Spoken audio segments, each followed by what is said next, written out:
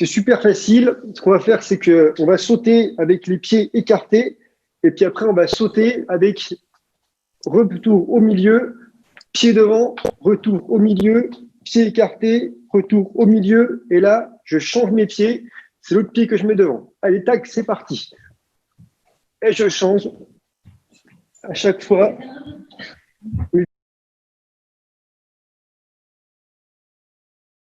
Mais cette fois-ci, quand je vais venir écarter mes pieds, je vais aussi venir écarter mes bras. Alors, je peux les écarter complètement si j'ai la place. Moi, je n'ai pas la place, donc je vais faire juste comme ça.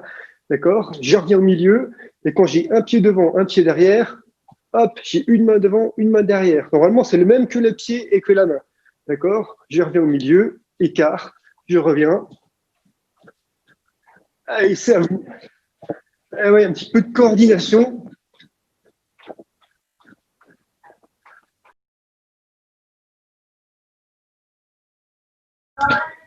Le défi, attention, il est hyper balèze. Hein.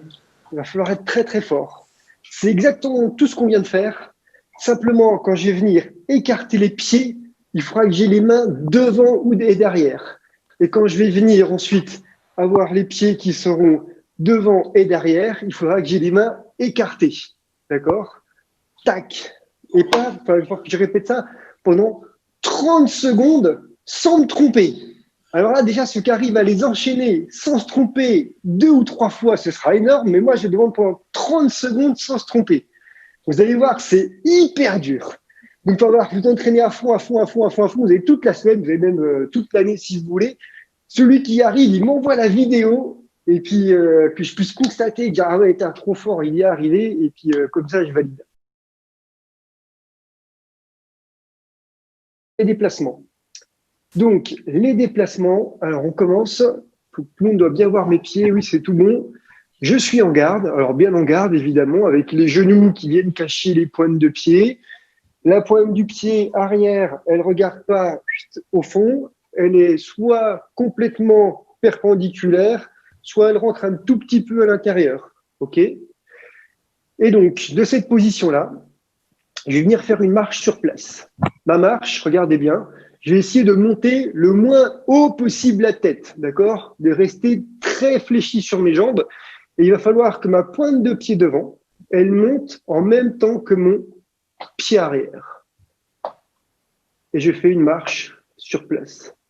Ils sont là, puis ils font ça. Ils lèvent la pointe de pied, ils lèvent la pointe du pied arrière. Non, moi je veux bien que mon pied arrière, par contre, il se lève complètement.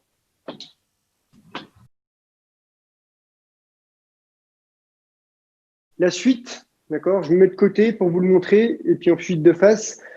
C'est le même exercice, sauf que à la fin de cette marche sur place, je vais refaire un appel du pied arrière. 1, 2. OK? 1, 2. Attention, je le vois arriver d'ici, je ne veux pas voir 2 fois la pointe du pied se lever.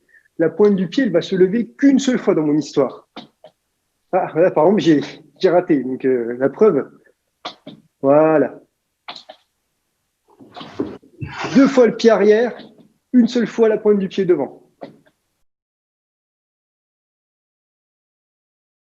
Ah oui, bah après c'est super facile puisque je fais le même exercice. D'accord? 1, 2 et la marche. Dans la marche, évidemment, je fais attention que ma pointe de pied devant elle arrive en même temps que mon pied arrière. 1, 2, marche. OK? Et je me déplace comme ça.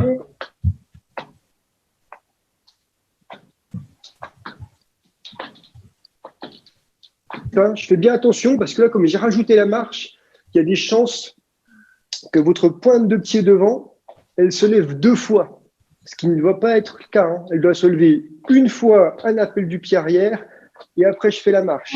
Alors, je peux vraiment prendre le temps de les décomposer dans un premier temps. 1, 2 et 3. Et puis, quand je me sens à l'aise, j'essaye d'accélérer. D'accord? Surtout avec cette pousse du pied arrière.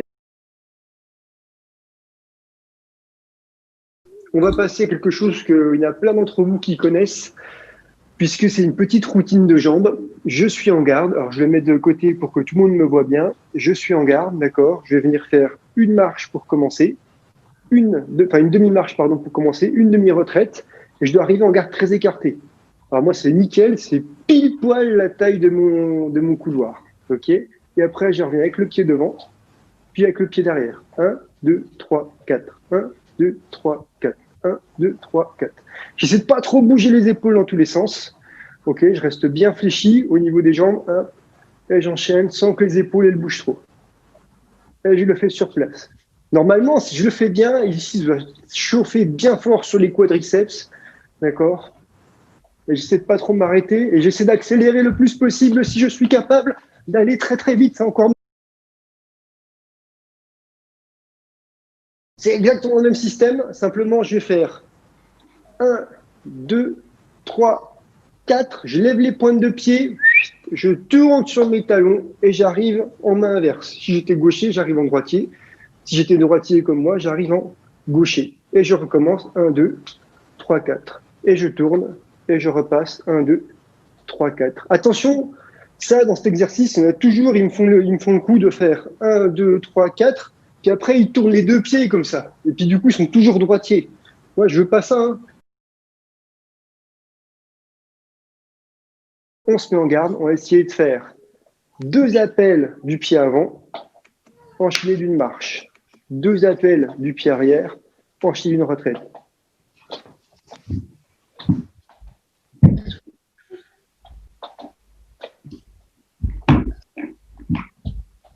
Souvent au club, on le travaille à l'inverse. Souvent, on travaille plutôt appel arrière avec un déplacement devant. Là, j'ai fait exprès de changer pour travailler encore un peu de coordination. D'accord? 2 appels devant, une marche. 2 appels derrière, une retraite. Tac. J'essaie d'enchaîner comme ça. 2 appels devant, une marche, 2 appels arrière, une retraite.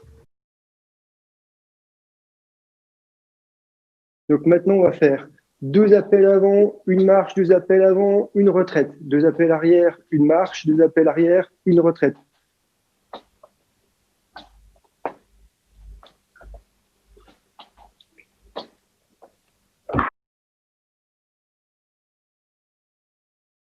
Il nous reste juste les fentes à faire.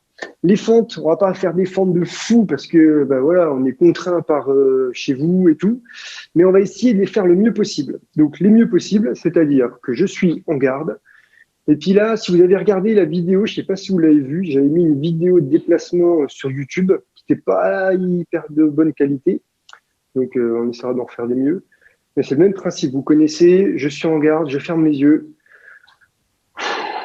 Mes jambes, elles descendent, elles descendent, elles descendent, elles descendent, elles descendent, elles descendent tout doucement, tout doucement, tout doucement, jusqu'à ce que je sente que mes genoux cachent mes pointes de pied. Quand j'estime que mes genoux cachent les pointes de pied, mon bras, il va s'allonger, s'allonger, s'allonger, s'allonger, s'allonger. Et juste avant que je sois complètement allongé, il va venir, hop, tirer mon pied devant.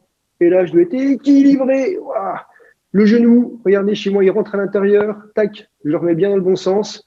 La jambe derrière, elle doit être tendue. Le pied, il n'est pas décollé du sol. Il est bien collé par terre. Et je plie le genou et je reviens. Je vous le fais sur le côté. Alors, je vais essayer de le faire. Du coup, ça va faire une petite fente. Hop, donc je ferme les yeux. Je suis tout droit. Je descends, je descends, je descends, je descends, je descends.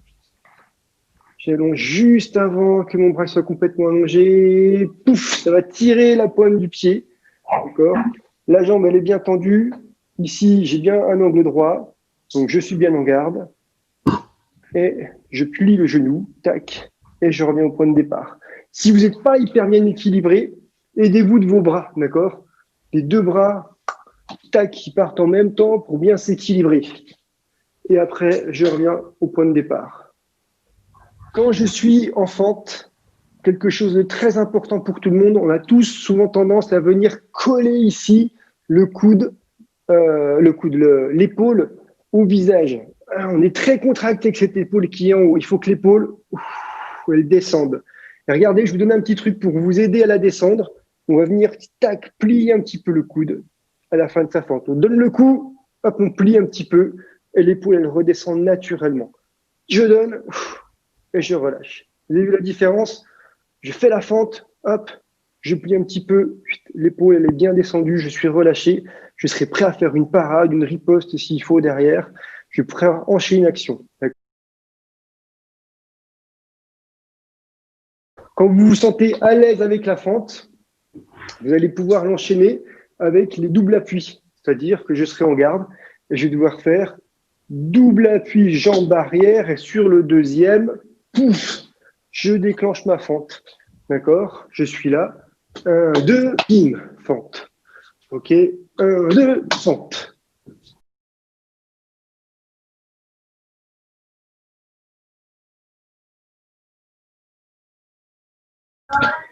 Le défi, attention, il est hyper balèze. Hein.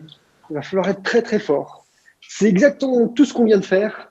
Simplement, quand je vais venir écarter les pieds, il faudra que j'ai les mains devant et derrière.